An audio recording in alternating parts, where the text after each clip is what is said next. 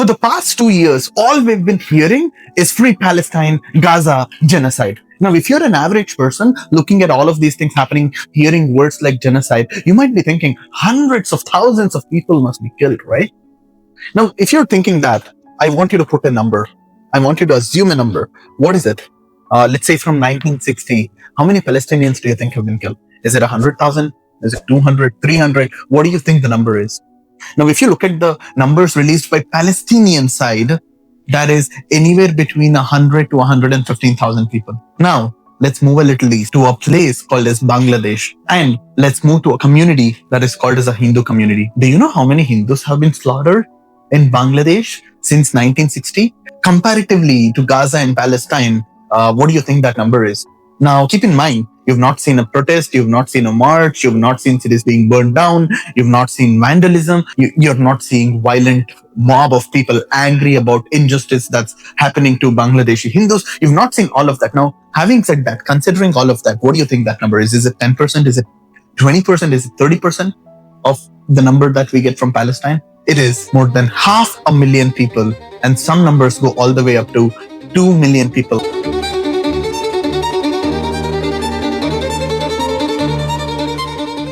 Anywhere between 500,000 to 2 million Hindus have been slaughtered in Bangladesh just because they are Hindus. And this is the story of Bangladeshi Hindus that no one likes to talk about. And today we are going to break that cycle. We are going to talk about it. Now, imagine being father of a 25-year-old. You're scrolling through Facebook and you come across a post of a 25-year-old factory worker that on claims of blasphemy gets mugged, beaten up so bad that he ends up dying in the process, and his body gets lynched to a tree and he would get burnt alive. And as you're watching that video or that post, you end up realizing that's your own son. How would you feel? This is an incident that literally happened a couple of days ago in Bangladesh. And this is not just one of the isolated incidents. Incidents like these have been happening in Bangladesh, and victim has always been one group. It is the Bangladeshi Hindus. Now, if you really want to think about why all of this has been happening and when did it start, we need to go back to a little bit of history lessons. 1947, when India became independent, India split into two different countries, India and Pakistan. And Pakistan was split into East Pakistan and West Pakistan. During then, a lot of people immigrated from one side to another. And there was a league, there was a political party called as the Muslim League that decided to slaughter hundreds and thousands of Hindus overnight. I'm not even talking about post 1960, I'm just talking about the background story. Although East Pakistan became part of Pakistan, mainland Pakistan was never happy about East Pakistan, because East Pakistan, which is today's Bangladesh, was never a country that was founded upon a religion. It was always a country that was founded upon a common culture, a Bengali culture that prevailed, which they did not really like. Hundreds and thousands of men were killed, hundreds and thousands of women were raped. Back then, around the 1960s, the Hindu population in Bangladesh was about 25% to 30%. Eventually, it dropped to 20%, to 15%, to 10%, and right now to 7%. It's not very natural for a group to have a population drop of over 20%. There were a series of events that happened which led to it. Let's kind of talk about it. 1964, an event occurred and thousands of Hindus were killed. About 80,000 Hindus were displaced, many women assaulted. Then Pakistan implemented something that they called as an Enemies Act. You want to know what is an Enemies Act? They basically ended up calling any Hindu that is in East Pakistan as an enemy, and their land was taken away from them. Over 3 million acres of land was lost by the Hindus overnight. As the atrocities continued, army of Pakistan was coming into the East Pakistan and killing people, torturing people, maiming people. East Pakistan saw a need to find some protection, and India fought a war with Pakistan, helped East Pakistan become independent, that we call today as Bangladesh. And during that war in 1971, every single Hindu in East Pakistan, which is now Bangladesh, were targeted, tortured, and tagged as pro-India traitors. 400,000 women were raped. Take a second to swallow that number. 400,000 women were raped. And that incident killed as many as 750,000 Hindus alone. But India helped Bangladesh become a free Bangladesh, and a new country was born.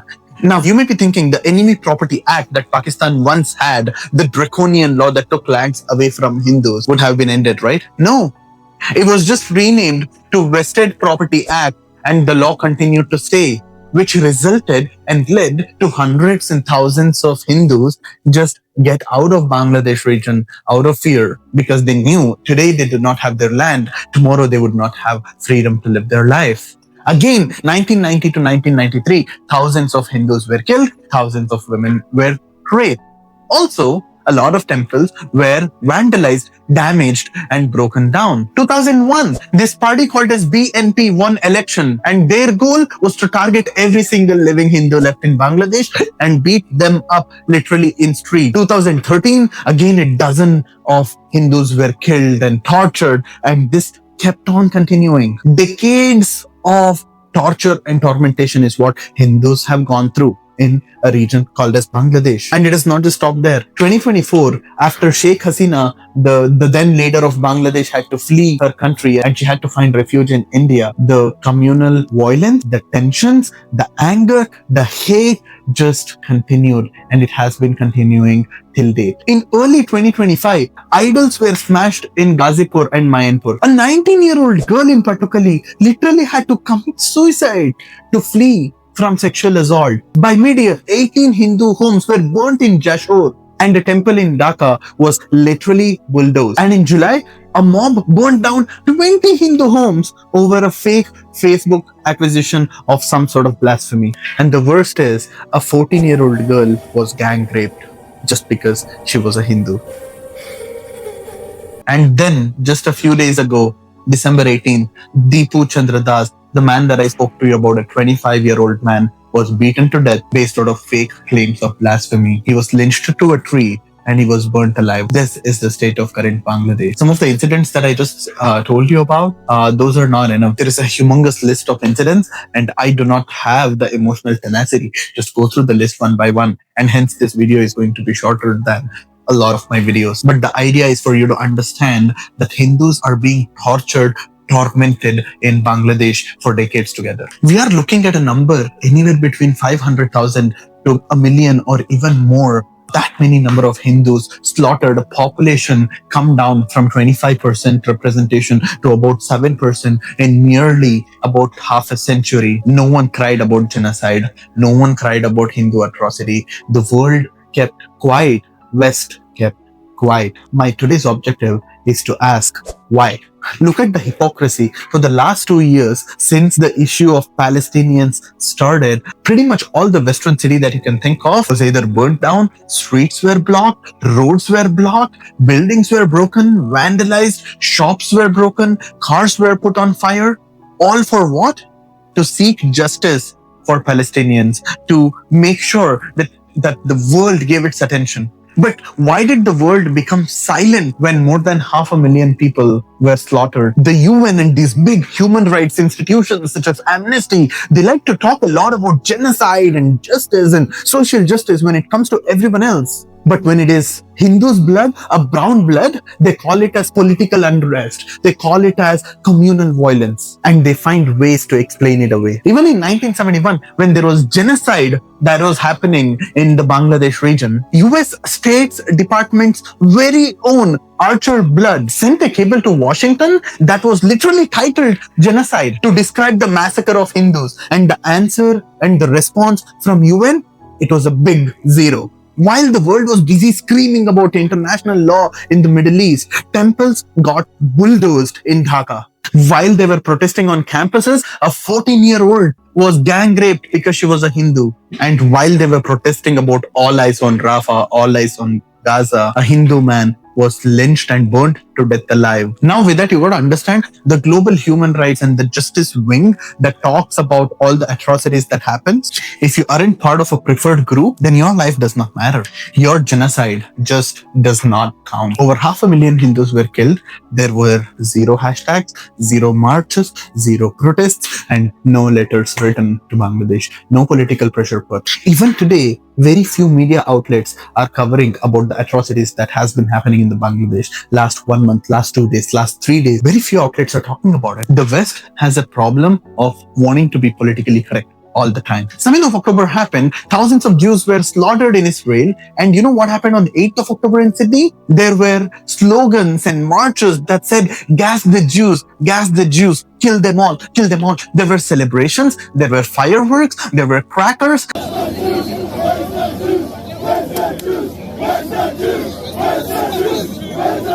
I'm smiling and I'm happy. I'm elated. It's a day of courage. It's a day of courage. It's a day of pride. It's a day of victory. Allah Akbar. What have been waiting for? Okay. So you The West, Australian government, they let it slide in the name of freedom of expression. And guess what happened? And terrorists ended up slaughtering Jews in Bondi Beach over a week ago in the name of an Islamic state. Not just there, right here in Toronto, 4 men were arrested because they were planning and plotting for a terrorist attack right here on Canadian soil. But guess what? This is not on any of the major outlets. The big news companies and the news agencies, they're not really covering it. So my question really is, how long is the West going to keep quiet? Until the destruction of West? Until we have no-go zones like it exists today in Europe? Remember one thing, the West's obsession to want to be politically correct and, diversity, inclusion and equity and all of this, one fine day, it is going to come and bite our ass. And now I have my message for the Hindus. A big reason Hindus are being slaughtered is because other Hindus do not really speak up. We have showed this enormous amount of tolerance for centuries together that, do whatever you want, we are going to be quiet, we're going to be peaceful, we're going to be tolerant. And I'm not asking for us to not be peaceful, but can we speak up against violence that is happening? Why are Hindus here in the West not speaking up? Let me tell you why. Because somewhere down the line, every single Hindu, even here in the West, want to be politically correct. You do not want to be called as a unique one in your friends group. You do not want to have uncomfortable conversations. You do not want to be outcasted from your social circle. You want to be politically correct. And you think being politically correct is going to keep you safe. Speaking truth has always been uncomfortable. That is why I've taken this journey. Speaking truth is always going to offend some people. But if I'm going to hold off from speaking truth just because it is going to make some weak minds uncomfortable, one fine day, the same trouble that is happening to someone else will show up at your doorstep. It will show up at my doorstep. Today, Hindus in Bangladesh are being slaughtered. If we do not speak, the 7% will come all the way down to 0%. And once that happens, it does not just stop there. The phenomenon continues everywhere because Hindus build a brand of being tolerant and taking whatever anyone does to us. It's important to speak up. It's important to develop representation. And it's important for us to seek for justice. We cannot just keep quiet when Hindus are being slaughtered in a place like Bangladesh. This is not right. This is what I think. What do you think? Do you think some action has to be taken to save and protect Hindus in Bangladesh? Put your comments down below. And if you like this video and what I'm talking about, hit the subscribe button and I'll see you in the next video.